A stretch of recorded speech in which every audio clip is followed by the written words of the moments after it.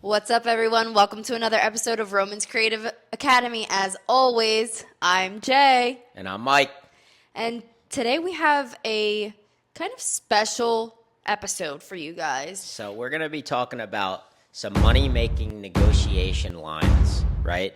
That we use all the time. but are also killer for our students. Our students have been crushing it, knocking down deals left and right, using these lines below. And these lines are awesome for when you're on your negotiation call or your what we call our closing call with your sellers. So we're going to run through them. We're going to explain each one a little bit. And I want you guys to take out your pen, your paper, your notebook, whatever the fuck it is that you guys use to write notes, take them out. So first and foremost, right, when you're talking with the seller and they're like, yeah, I have this offer, I have that offer, blah, blah, blah. And you're talking about what you have with them. And they're like, yeah, but I guess I could have went with that one. So I always ask them, okay, so why haven't you taken that offer, right? Why haven't you taken the other person's offer then, right? I'm going to say, okay, if you have all of these offers, why haven't you taken them already? I want to know for two reasons. One, I want to see if they're calling their bluff, or two, if there was something with that offer that the other person didn't give them that they need, right? And that's what this is all about.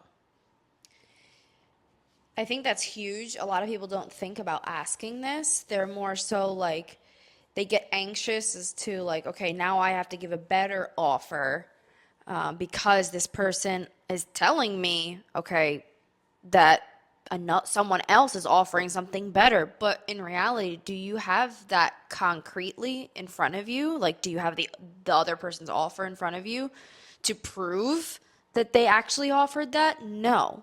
And so why is this seller sitting here talking to you about it if that offer is much better, like Mike said? All right, so those are things to think about. Here's the second one.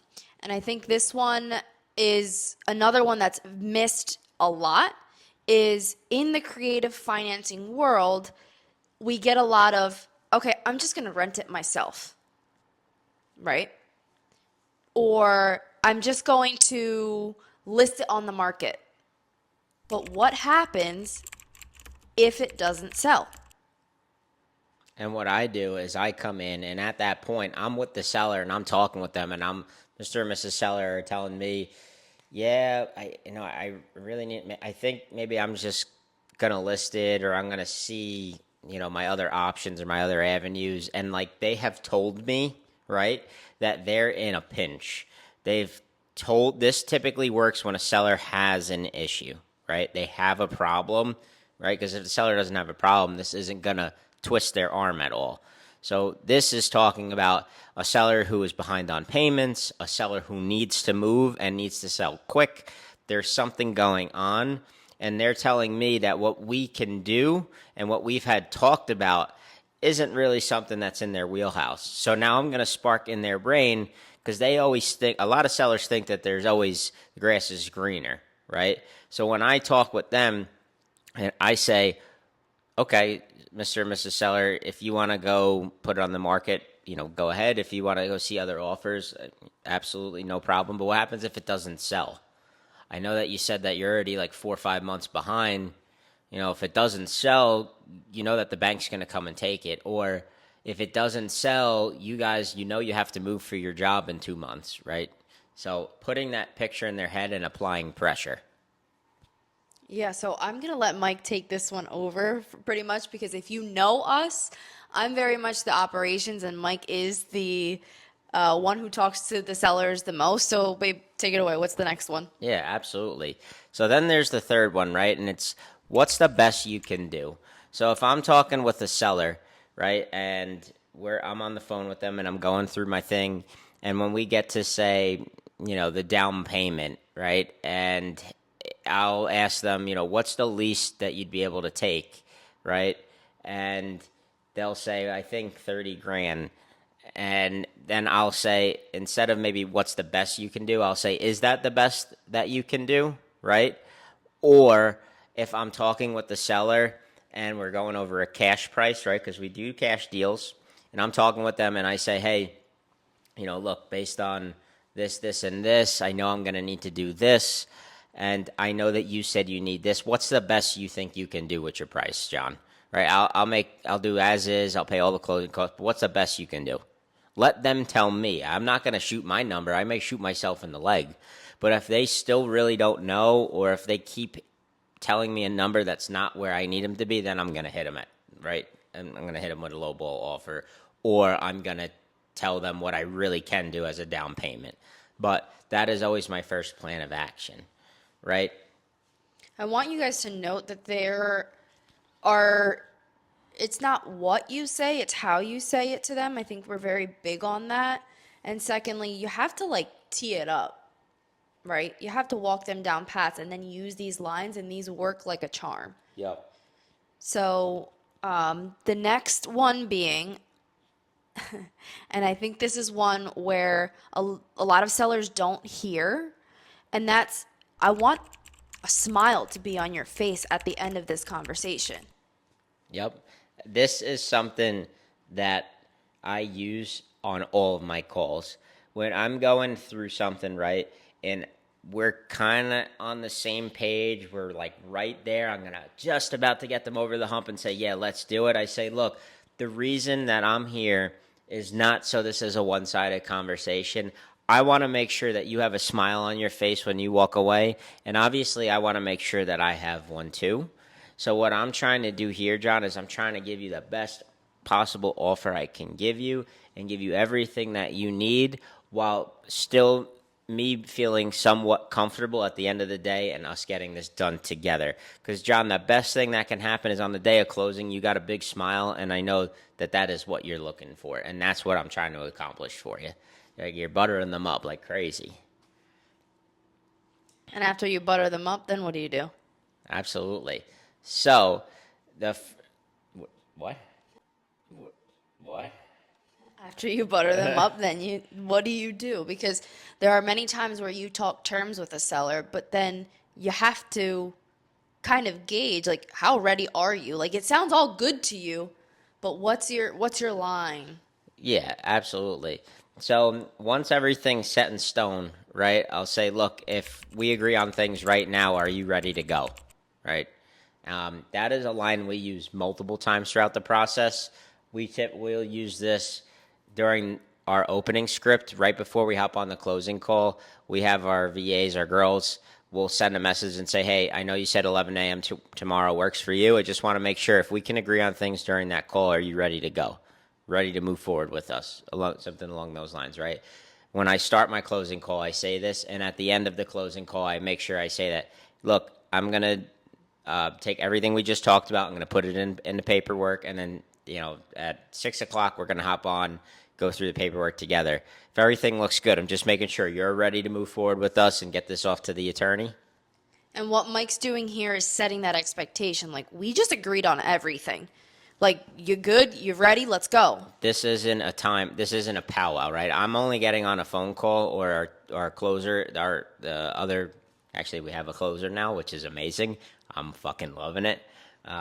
But when she hops on a call, right, we're setting the expectations with the seller, stating that we're not here to only educate you and have a university session here in class. No, we're here to do business and make something happen. And I need a yes or a no at the end of this call. Which leads to in order, to be able to get that final answer of yes or no. And this is where so many freaking investors drop the ball. I mean, a ton. Where they just go in and they negotiate and they have these conversations. And then the seller goes, oh, sorry, I need to go discuss with my mom. Sorry, I need to go discuss with my husband, my wife. Pisses me the fuck off. It always did when we first started. So this is something that we implemented and have our students do religiously, because you lose them. Yep. Remember, when you are doing anything, think about it. Would I hop on a phone call and talk about selling our house without talking to Jay? Two things would happen. One, if I made that decision, Straight to jail. I'm dead. Two, I obviously wouldn't make that decision. So anything that I'm telling that person is a load of bullshit. Because if I go talk to her and it doesn't work and she's bringing up points that I didn't think of and blah, blah, blah, I'm going to go back to that person.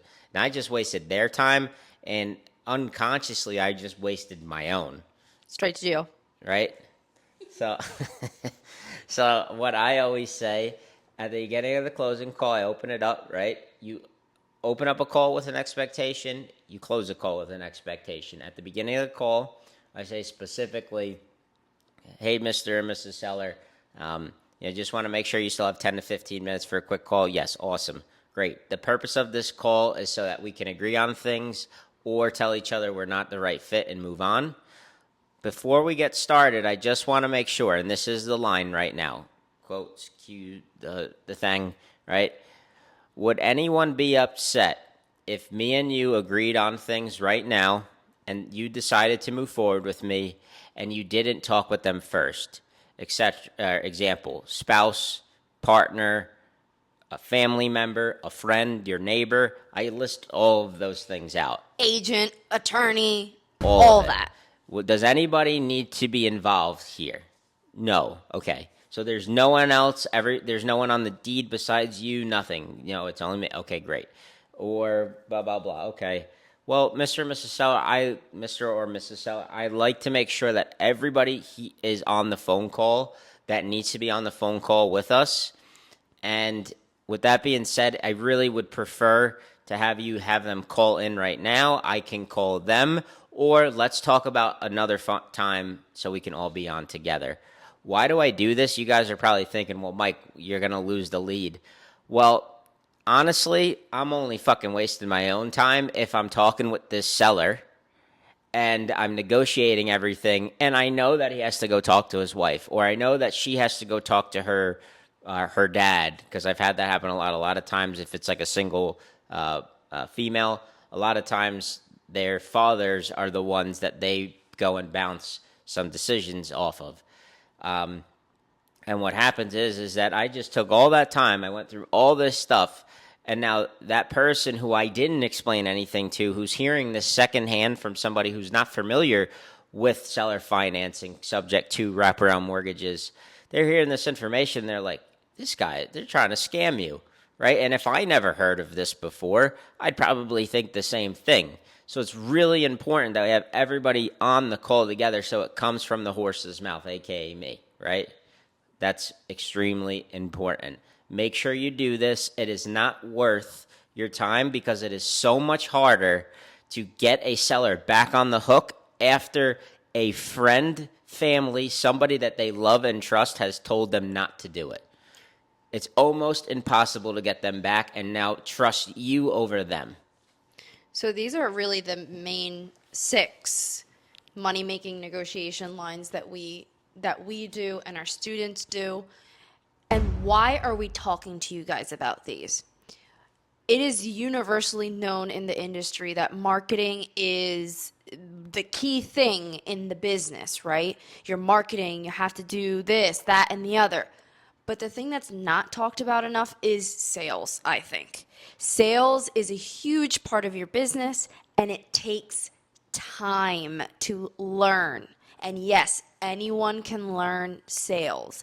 I will be the first to say that everything that comes out of Mike's mouth can come out of my mouth. I just don't like talking to sellers. Jay has a perfect point. Everybody can learn how to do this. It doesn't mean that everybody likes to do it. Jay can do it, fully capable. Guarantee she'd be able to do a great job at it, but she fucking hates it, right? Doesn't like it. Straight to jail. Right? I like it. It's almost like a puzzle for my brain when I'm talking with the seller. And there's some sort of like adrenaline rush for me when I get them. I don't persuade anybody to do anything, but I get to the point where I'm getting a contract, right? It's like a prize for me. Where right? they see the win-win solution from both parties. Yeah, it's like a game in my mind. And what I'm doing is I'm not swindling or persuading anybody to do anything. I'm educating the seller, making them see why it's a good fit. And then obviously, using some sales tactics here and there to get them over the hump, right? And that's all acquisitions is. Your acquisitions business equals sales and marketing. That's all it is, right? That's it. Now, what you do with the property once you acquire the contract makes you a real estate investor. Yep. So if sales is something that you're looking to sharpen, right?